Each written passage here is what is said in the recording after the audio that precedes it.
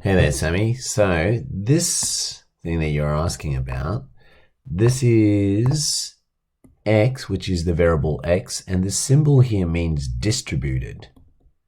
So this is distributed, and then when you use bi is the short form for binomially.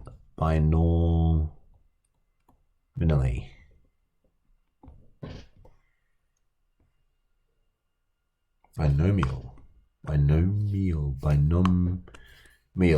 Sorry, what am I talking about? There we go.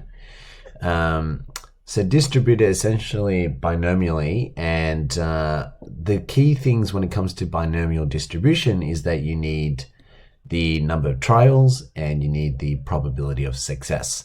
That's what those two represent. So instead of saying, I'm going to use binomial distribution. So when you use E, the expected value, there's three different kinds. Remember, there was chapter 14 for binomial, and then there's chapter 16 for normal, and then chapter 17 for sampling.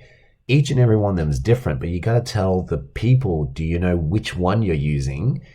Instead of saying binomial distribution, and then you have to state what the n is and what the p is, well, you can just write this one line. So you can say x is normally distributed binomially.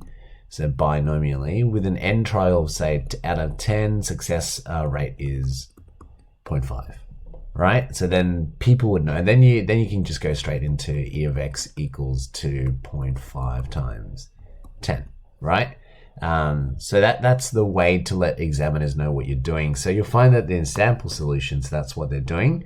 And then similarly over here, this is now then say, well, what if you didn't have a binomial distribution and you had a normal distribution? Then you'd say x variable is distributed normally by normal distribution. And then what key features do you need? Well, you need the mean, and then you need standard deviation. Okay, so that's all it's trying to say. So once you write that, then you can do your E of x in your own normal way. At least people know that you've chosen that this is a normal distribution. So that's usually the approach. Most of the answers at the start, they'll state, what are you doing, and then you go through with the details that you have. Okay.